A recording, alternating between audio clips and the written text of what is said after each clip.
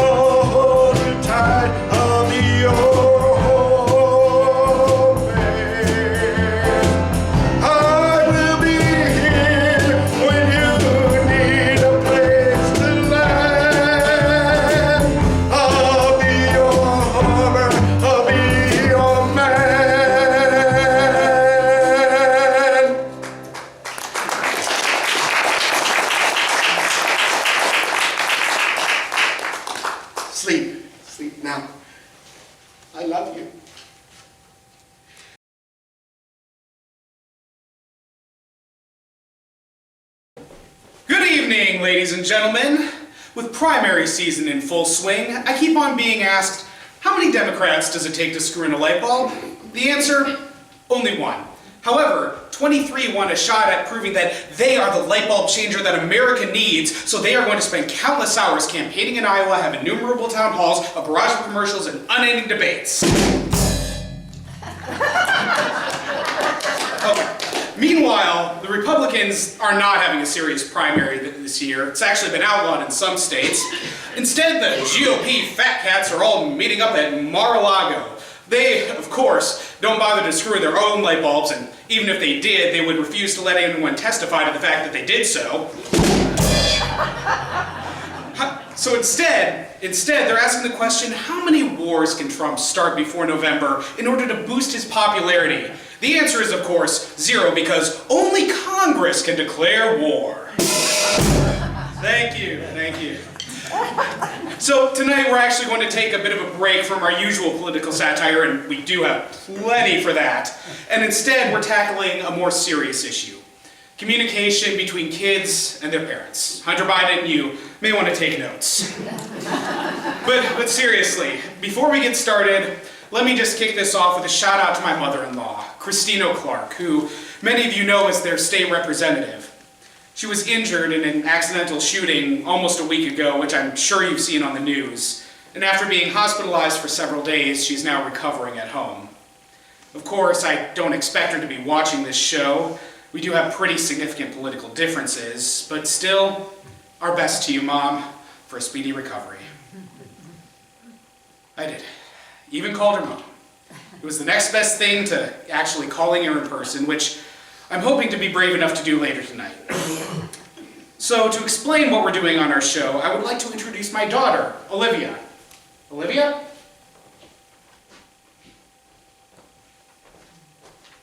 Hello, everyone. This is my first time on my dad's show that he's invited me, so I hope you'll forgive me if I'm a little nervous. I've been doing a group school project on communication between kids and their parents, which I'd like to tell you about. Communication between kids and parents is really important, but sometimes it just doesn't happen. I know there's a lot of things I haven't told my parents that I probably should. Oh, is there something that I should know that you haven't told me? Dad, by the way, I was really proud of you for that shout out to Grandma. Thanks. When you call her, will you tell her that you love her? Wow, this kid doesn't miss a thing, does she? Now you know why I haven't invited her on the show before. Sometimes it's not just kids that fail to communicate with their parents, but sometimes it's parents that fail to communicate with their kids. Not me. Dad, anyway, my dad has written a song that he's going to sing about parents communicating with their kids. It's called Call Your Kids. Thanks, Olivia.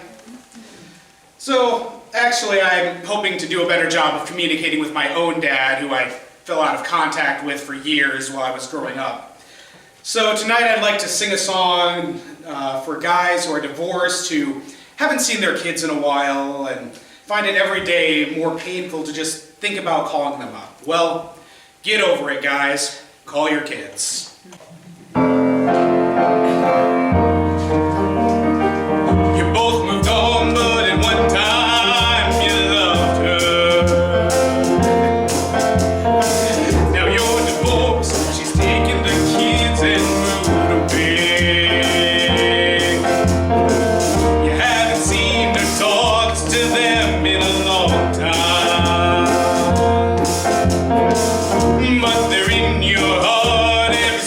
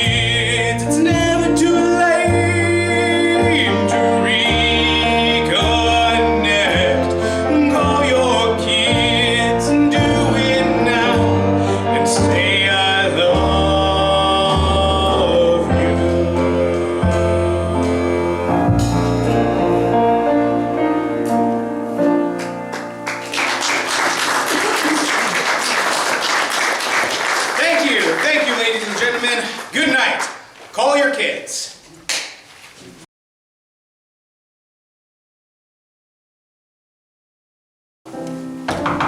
Oh, hi Bob, thanks for coming over. Oh. I'm sorry about the mess. I'm packing up to move in with Michaela and Justin.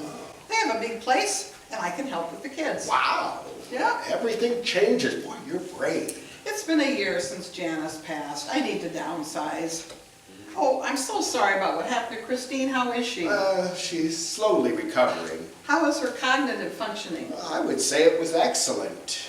She's still sharp as anything and knows her Bible verses like nobody's business, But, she's not the same old Christine.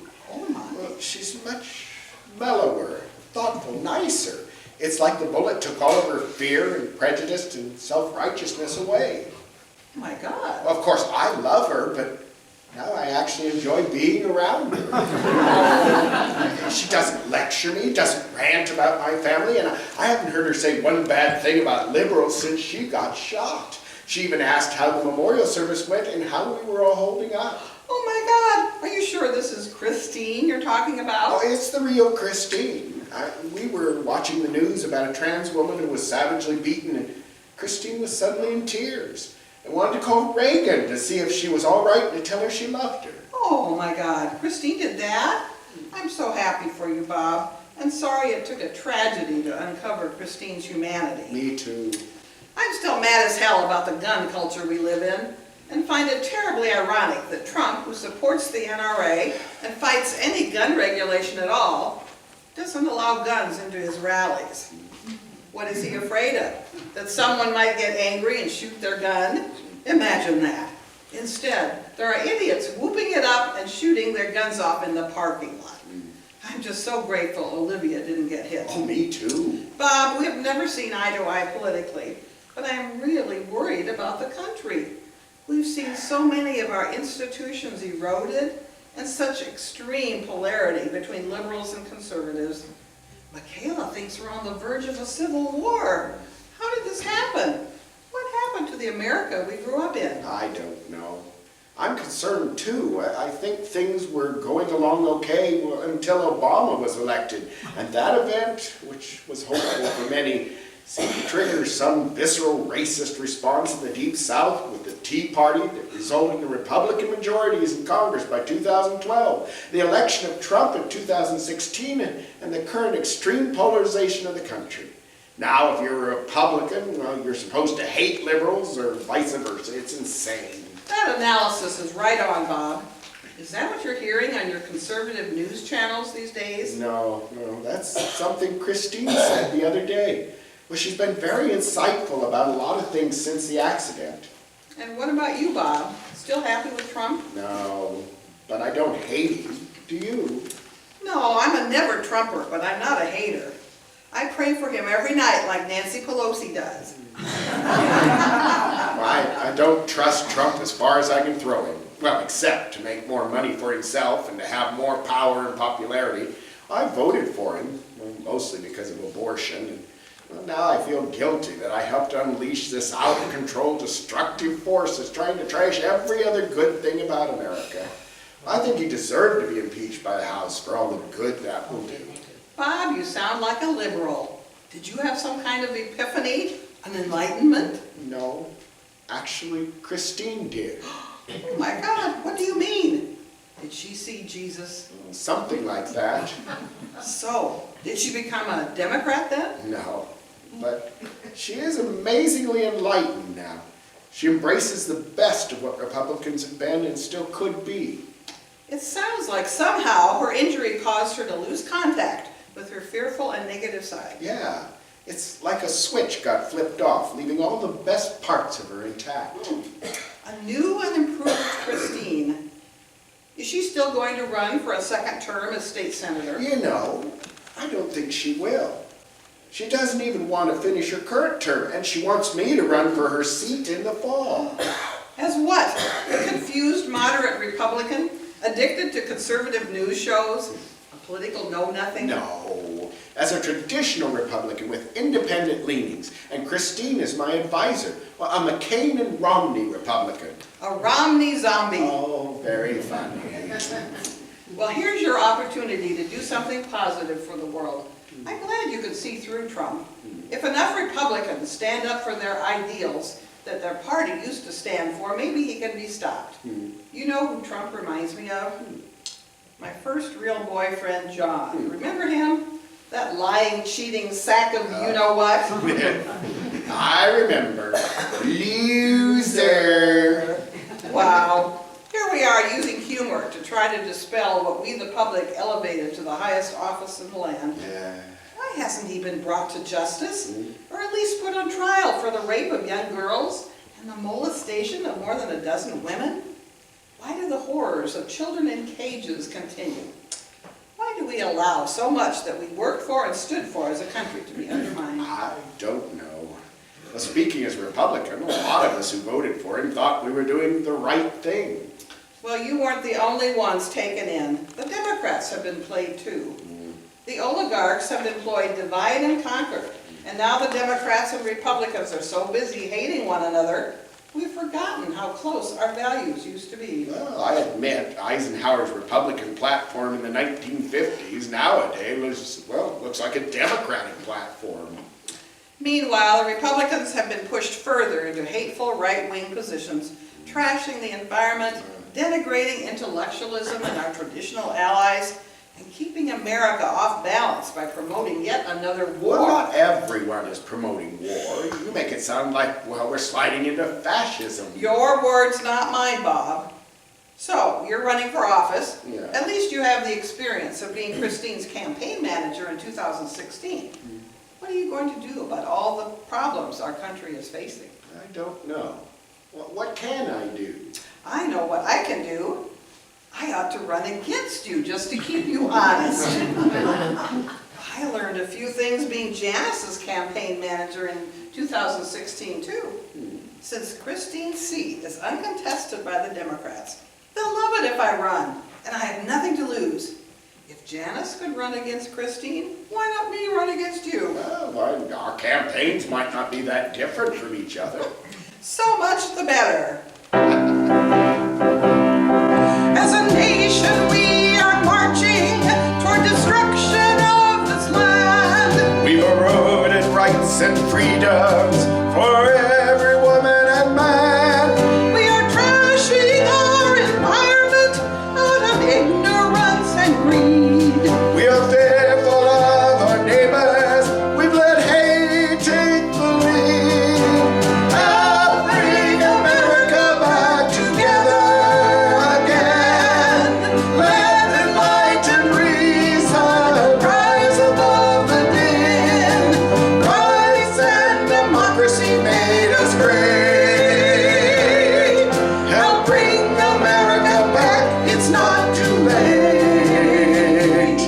We are entering an age with a majority in this land. Won't be white Europeans or led by old white men. We must recognize diversity as our nation's greatest strength. Embrace our humanity, put love to the test. Help bring America back together again. Let it light and reason rise above the din. Rights and democracy made us great. Help bring America back, it's not too late. Help bring America back, it's not too late.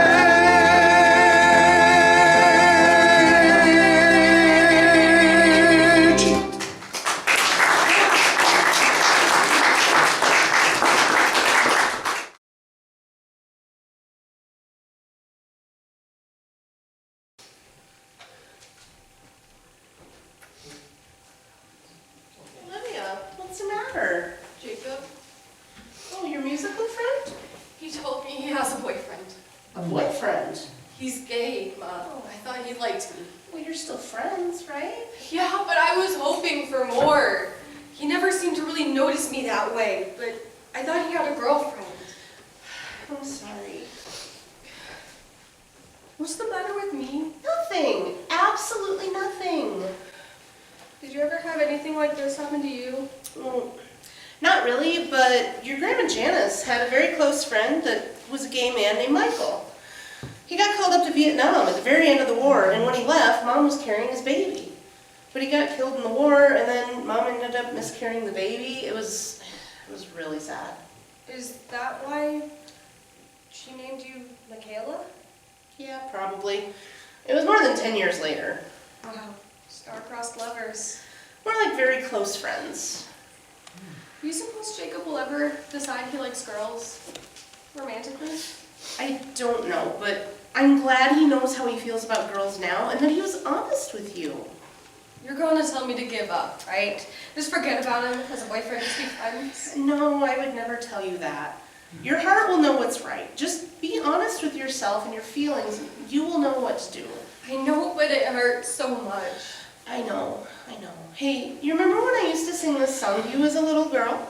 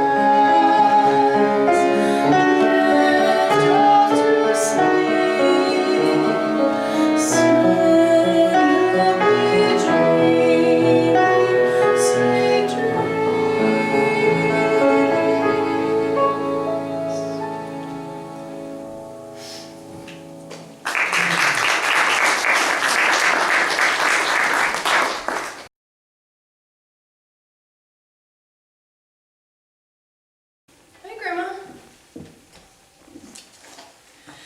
Hi, Olivia, it's good to see you. How have you been? I'm fine. How are you? I came to visit you, but you were still knocked out after the surgery. Oh, I know it was terrible, but I'm feeling better every day. I'm so glad you are okay. Yeah, I'm okay. But I want to hear about everything that's happened. Grandpa Bob says you saw Jesus. Well, I did have a powerful spiritual experience the day after my surgery. What happened? Something just shifted in my brain. I was surrounded by a brilliant, warm glow, and I felt immersed in love and peace and acceptance. It was how people describe a near-death experience. All my defenses, all my fears, my anxieties, my need to control everything just melted away. It was like I had perfect understanding of everything, my life, the universe, history, even God. I can't recall everything that I experienced except to say that it was profound, and I remember feeling so humbled by it. Suddenly I just knew that everything was going to be all right, that my job on this earth was not to try to convert people or try to enforce God's laws on them, but simply to be a beacon of love to everyone, including myself. It's like suddenly I understood, what would Jesus do? Wow. So you're not going to tell me to go to church like you usually do? Oh, is that what I usually do? No, but I will encourage you to keep your heart open for your own spiritual experiences. I don't want to have to get shot. Well, I don't want that either. But aren't you worried that you only have this experience because your brain got injured and it's just your injured brain doing this? I mean, in science class, I heard about experiences where people got their brain stimulated and had experiential experiences. People on drugs have spiritual experiences, and some people with brain cancer have spiritual experiences. And I don't have answers to all of your questions, Olivia, and maybe nobody does. We don't understand everything about the brain yet. What I know is that God gave humans brains, and part of what our brains allow us to do is to connect with God. So all of the things you said make sense to me. At first I thought my brain injury was a tragedy, that I was being punished by God. Now I see it as a blessing. God intervened in my life for the better. Wow. Hey, I wrote a song about angels for you. Do you want me to sing it? That would be great. What's it called? It's called We Must Have Angels Up Above. You can join if you like. Here's the music. I got the sun up above and the deep blue sky. I got the moon and the stars at night. I got love in my life and enough to get by. Yeah, everything's alright. I got a place to lay my head and enough to eat. I got a song to sing. We must have angels up above I may never meet, watching over me. Sometimes I feel like complaining. I get to thinking only about myself. Then I realize more will make me as happy as being there for someone else. I got the sun up above and the deep blue sky. I got the moon and the stars at night. I got love in my life and enough to get by. Yeah, everything's alright. I got a place to lay my head and enough to eat. I got a song to sing. I must have angels up above I may never meet, watching over me. We can help a little here and help a little there. We can smile more, show that we care. We can ease someone's burden in little ways. We don't have to do it all to make someone's day. We got the sun up above and the deep blue sky. We got the moon and the stars at night. We got love in our lives and enough to get by. Yeah, everything's alright. We got a place to lay our heads and enough to eat. We got a song to sing with the chorus. We must have angels up above we may never meet, watching over us. We must have angels up above we may never meet, watching over us.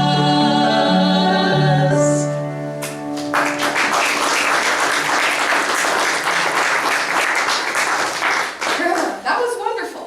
I didn't know you sang. Oh yes, I love to sing. So, do you feel like you have angels watching over you? We all do, but I've actually seen mine. Wow.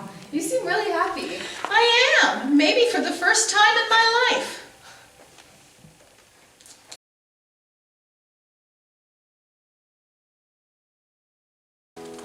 Hey, honey, I'm home. Oh, and look, no shopping bags. Oh, that deserves a kiss. Oh, I have to earn them now. No. Hey, where are the kids? Olivia's up watching a movie with Bernie. It's got to be like the 10th time that he's asked her to watch Thomas the Tank Engine with him. You know, she does have incredible patience with her brother. Well, that's because she was raised in a loving household. Yeah. You know, I've been thinking about you all day, and I just wanted to tell you how much I love you and how glad I am that we're married. Well, what did I do to deserve that? Well, I mean, I just got to thinking about when we met and how connected we were, just how much in love and how lucky I felt to have you.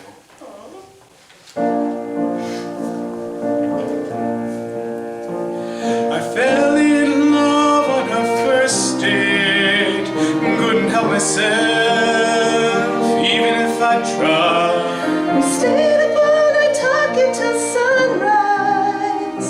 Then you held both my hands and looked deep into my eyes. In your eyes, the universe opened up to me. In your eyes I could see we were meant to be. In your eyes, I saw beauty, a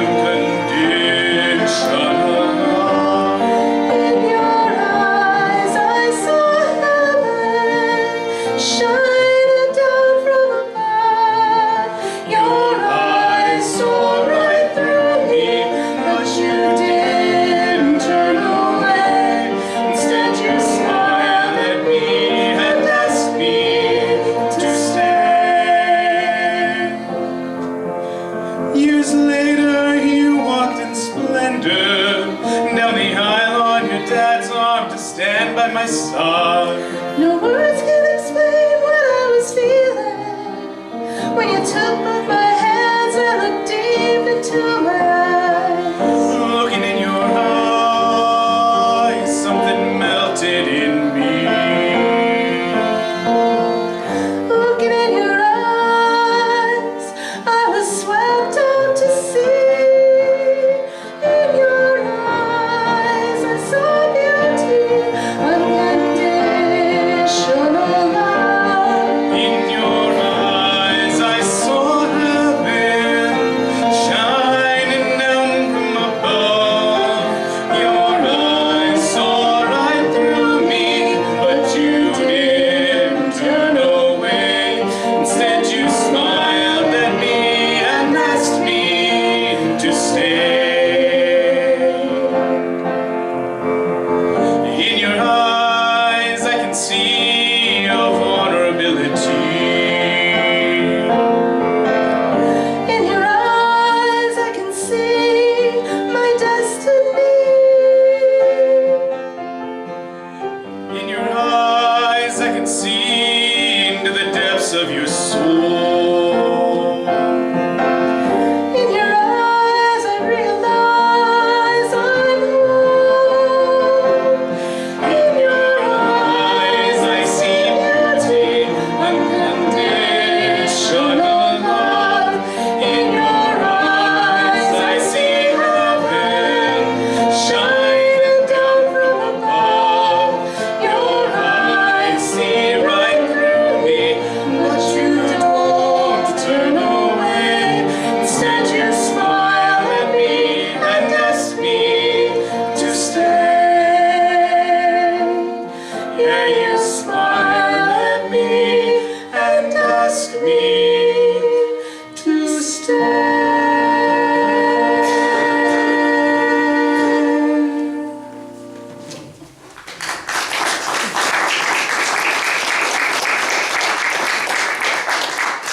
Hey, Mom. Hey, movie over? The first one is I am taking a break. Oh, well deserved, I'm sure. Hey, I wanted to ask how things went with Grandma Christine yesterday. Grandma Christine was amazing. She's like a loving person now, like the kind of grandma I always wanted her to be. I heard she had some kind of spiritual experience after her surgery. She said she met her angels, and she now has a much better idea of what Jesus would do. What Jesus would do? You know, what would Jesus do? Oh, and how's that different from how she was before? Radically different. She didn't cite one Bible verse or tell me to go to church. Okay, that really is different. But she wasn't, like, cognitively impaired or anything? I mean, traumatic brain injury is serious. She seemed pretty sharp to me. She says she's lost her fear, and she said she had a spiritual experience, and now she feels at peace with the world. She's happy. Wow, so she didn't rant about the LGBTQ or abortion or anything like We that? didn't talk about any of those things. No preaching at all? No. So, did an alien step in and take over her body when she was shot? Because this sounds like an entirely different person than the Christine I know. Mom? Well, it's just so weird.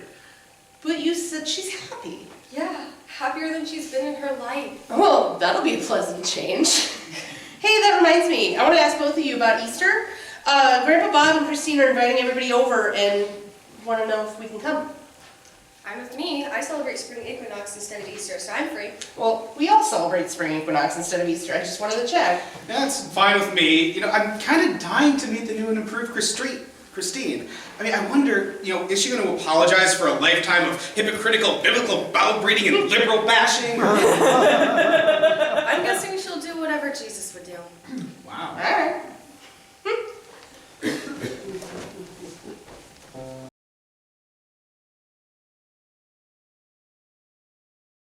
Hey, Christine, happy Easter. These are for you. Oh, thank you, and welcome. Looks like Bob is already in the family room playing with Bernie. You're looking so well. How are you feeling? Oh, never better. My wounds are almost all healed, and these last few months I have been embracing life in a way that I never did before. How are you?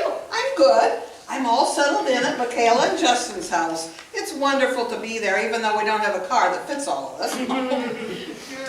Oh, Bernie is loving his new toys. New toys?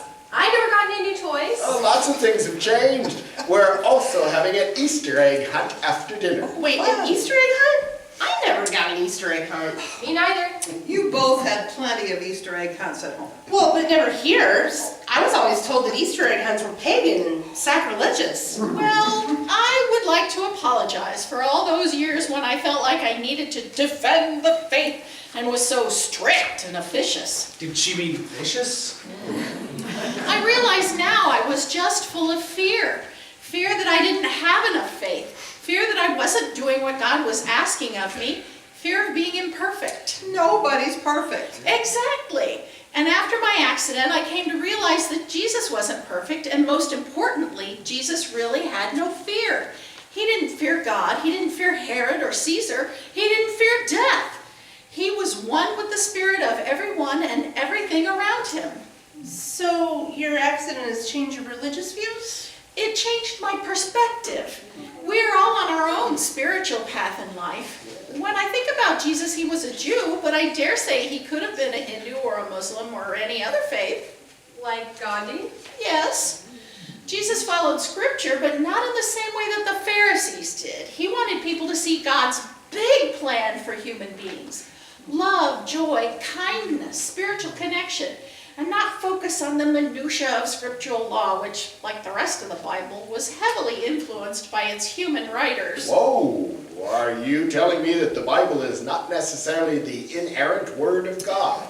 What I'm trying to say is that I spent a lifetime trying to understand God through the Bible. But there were so many conflicting values and ideas contained in the verses that I ended up picking and choosing the verses that I like best, which may have been far from God's intent. I infused my own agenda on the Bible and then exported that to everyone who would listen to me. I owe you all a big apology, and I hope you can forgive me. Well, there it is, the first apology. Of course we forgive you. Let he who is without sin among you cast the first stone. John 8:7. Dad! Oops, I'm sorry. It's okay, dear. Old habits die hard. Well, I didn't have a spiritual experience. Yes, we heard you had some kind of an epiphany. Oh yes, it was life-altering. Everything just became clear, simple, loving, peaceful. Gosh, she even went blind for 3 days, like St. Paul on the road to Damascus. So the new Christine is no longer into politics and isn't theocratic about her religion and organizes Easter egg hunts? Yes, all of that. Life is too short to live it in fear and anger. I'm embracing peace, joy, and love in my life. And the greatest of these is love. 1 Corinthians 13:13. Oops. Well, I'm not the only one who's made some changes around here. Bob has an announcement to make. Bob? Oh, yeah, yes. Drum roll, please. I am officially going to retire as of June 30th. Oh, wow! Congratulations! And Bob is taking his health and his cholesterol seriously. He's gone on a plant-based diet. Really? Wow, I can't believe it. Well, yeah, no more bacon for me. No steaks, no greasy burgers. Well, in fact, no ham dinner for Easter. Wait, no ham dinner? That's right. I cooked a vegetarian feast for us. A tofu casserole with eggplant and chickpeas. Tofu? We've been put on the nothing burger diet. Justin. Well, I can tell you I feel better, less toxic. I think it sounds wonderful. We should all adopt that diet. Who knew that Bob would end up being a leader? Speaking of which, Bob and I have something to announce. We are both running for Christine's state senate seat in the November elections. Wow. Can I be your campaign manager? Well, yeah, well, what about me? What about you, Dad? You're a Republican. We're not as far apart in ideology as we used to be, but it will be an interesting race, and one way or another, there will be an O. Clark in the state senate again for the next term. Before we go into the dining room for dinner, I'd like to say a few words about Easter, and then Bob and I would like to sing grace. Oh, here it comes. The hammer's gonna finally fall. Easter is the most sacred of the Christian holidays. I always used to think of it not only a celebration of the resurrection of Jesus, but also of the salvation of humankind from eternal damnation. I no longer believe in eternal damnation. In fact, my conception of the afterlife has changed radically. I no longer think of heaven as up there or at some future time, but here and now, everywhere. And I'm enjoying this Easter as a celebration of life. Exactly what happened to Jesus after the crucifixion is not important. What Easter tells us is that the spirit of life continues. Physical death is not the end. What we really are is spirit. And spirit has no beginning and no end. Hey, that's my religion. Mine too. Yeah, that's what I believe also. That's what Wiccans celebrated Ostara at the spring equinox. So happy spring, happy Easter, happy Ostara, happy life, for which I am very grateful. Bob, would you sing the 23rd Psalm with me for our grace?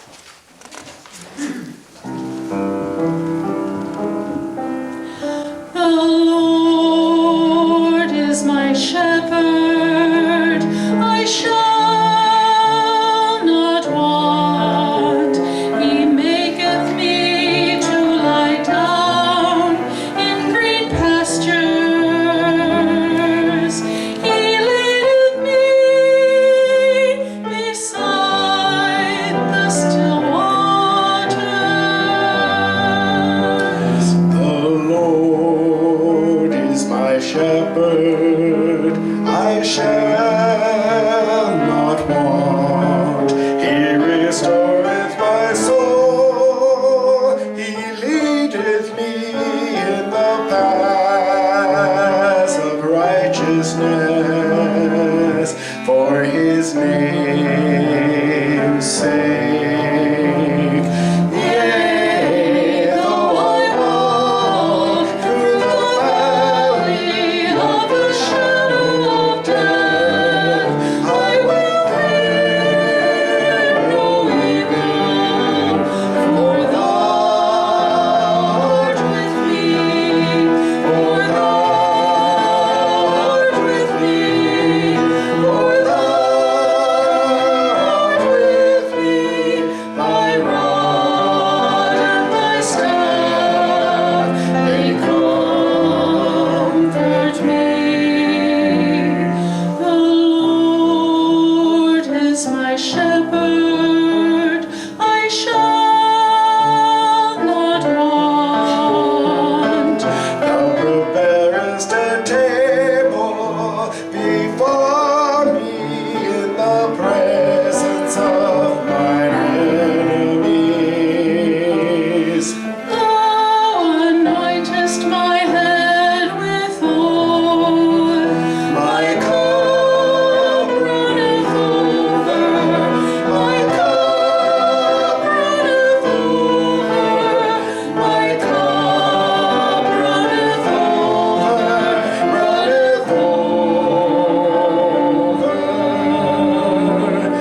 Surely goodness and mercy shall follow me all the days of my life. and I will dwell in the house of the Lord forever. The Lord is my shepherd, I shall not want, and I will dwell, and I will dwell in the house of the Lord.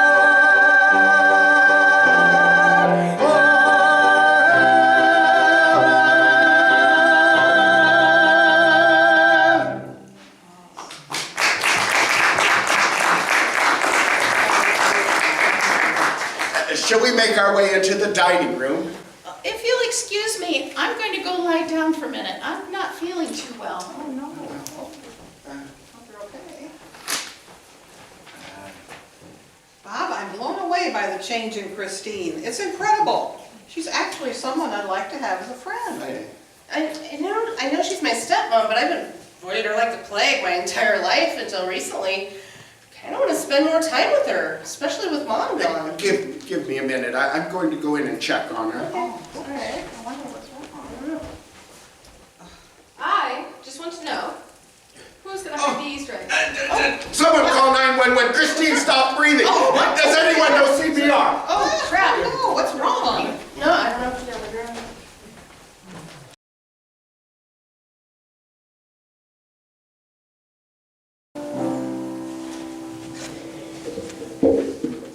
Well, here it is, Christine. The big day. Your funeral. I don't know if you'll be there. I know nothing would have been able to keep the old Christine away. But I'm guessing you care nothing about gossip. On the other hand, I think you will be there to help comfort all of those who are grieving.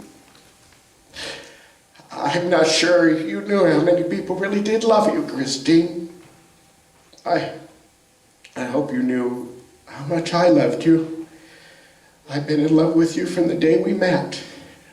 I couldn't stay married to Janice. I had to be with you. And now you've been taken away. The doctors think it was an aneurysm, perhaps related to your head injury. I guess you're at peace now. But what about me? What will I do without you?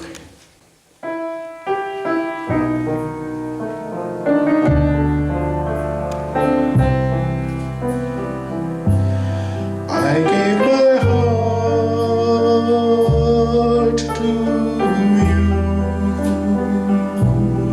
I gave my heart to you so long ago. And now you're gone.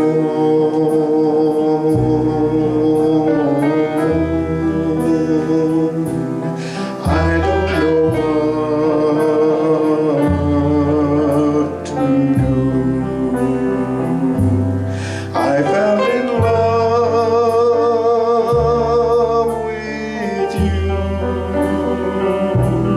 I fell in love with you so long ago. And now I'm all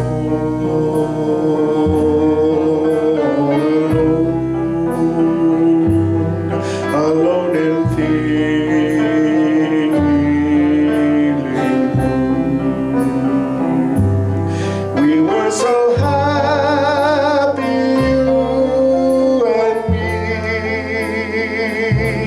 Our life was carefree.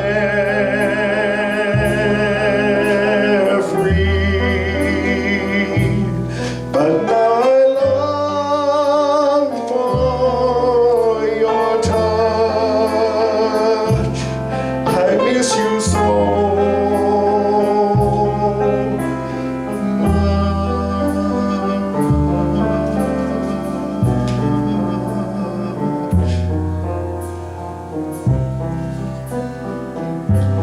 Another day without you. I wonder how I'll get through. I gave my heart to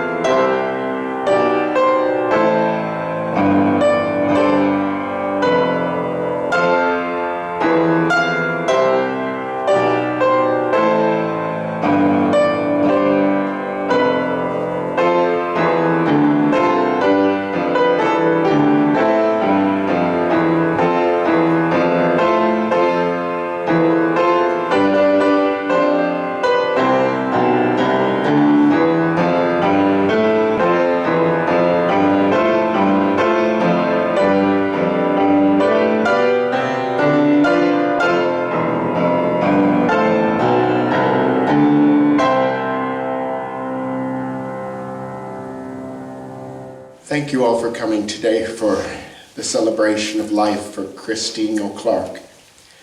Loving wife, mother, devout Christian, missionary, and state senator. Her life ended too soon and tragically as the result of complications arising from traumatic brain injury when she was accidentally shot in the head in January. For those of you who didn't know Christine very well, she was one of the most passionate and outspoken defenders of the faith you will ever meet, and she lived unapologetically by her beliefs.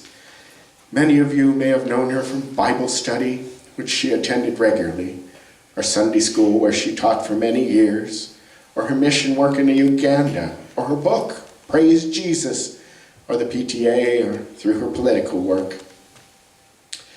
She was the strongest, dare I say, fiercest woman I have ever known, never doubting herself for an instant. No matter what she did in every phase of her life, she lived by the teachings of the Bible and held everyone else to those same high standards. She believed with a conviction few can match that she had been called by God and was doing His work. One of her favorite Bible verses was Romans 8:28. And we know that in all things God works for the good of those who love Him, who have been called according to His purpose. Christine loved God with all of her heart and soul. And now God has called her back according to His purpose. We will always remember her with love.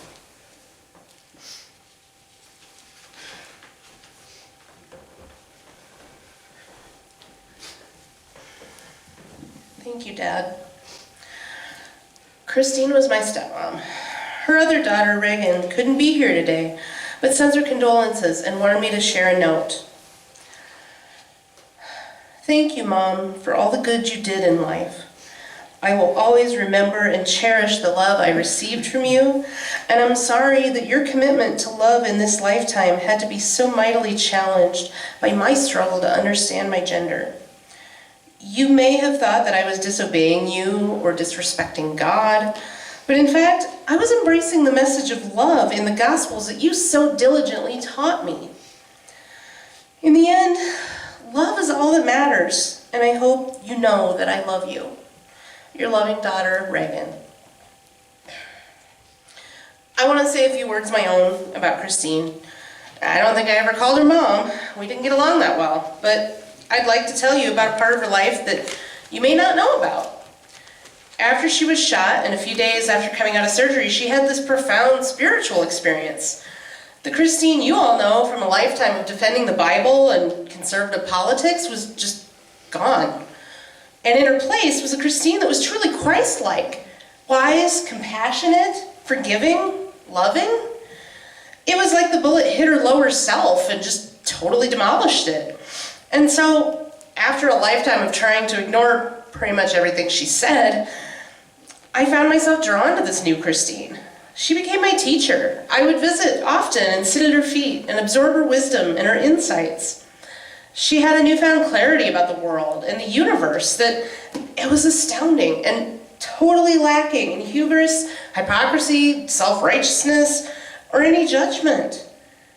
The new Christine was just with us for a few months, but I kept a detailed journal of everything she taught me.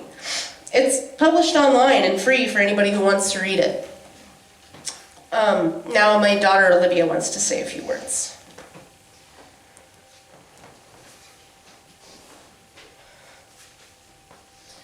I was with Grandma when she got shot. It was terrifying and awful to see her bleeding out and unconscious and carried away by an ambulance. Grandma Christine didn't deserve that. She hated all the shootings we had in this country. 40,000 people are shot every year, and nobody is saying anything about it. Every day I go to school, and I don't know if I'm going to die. At any minute, someone could walk through that door and start shooting. I know I'm not supposed to say things like this at a funeral, but I keep wondering why Grandma had to die. Is it so that we can all offer up our thoughts and prayers, and next year 40,000 more people will die? What would Jesus do? would he be carrying a gun? If you loved my Grandma Christine, let her death mean something. Help stop the madness, because if we all work together, we can. Sorry for being the one to point out that the Emperor has no clothes on, but as my Grandma Christine used to say, Lord, you have hidden these things from the wise and learned and revealed them to little children. Matthew 11:25.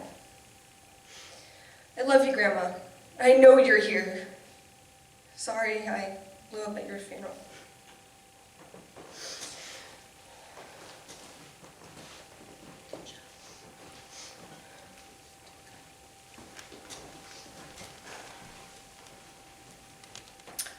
My name is Marnie O'Clark. I'm Bob's sister, and I've known Christine almost as long as Bob has, over 25 years. I too have asked myself, why did Christine have to die? And while I struggle with my own answers to that question, I am very clear on what Christine would have said, especially in the last few months of her life. Christine would have said that her mission in this life was at an end, and God had called her home. She believed that good things can come from the worst of circumstances, and it's up to us to make that happen. God doesn't dictate our fate, but instead provides opportunities in everything that happens for us to learn the lessons of love. Christine once told me that she thought the bullet that injured her brain was God hitting her over the head with the lessons of love. For her entire life, she had managed to shut out some of those lessons, and finally, in the last few months of her life, she got it. Christine believed in angels, and since her injury, frequently commented about their comforting presence. She said her angels were with her every day, and that they reminded her how grateful she was to be alive. So in closing, I'd like to invite you to join in singing a song that my niece wrote about angels for her grandma. It's a song that Christine loved called "We Must Have Angels Up Above."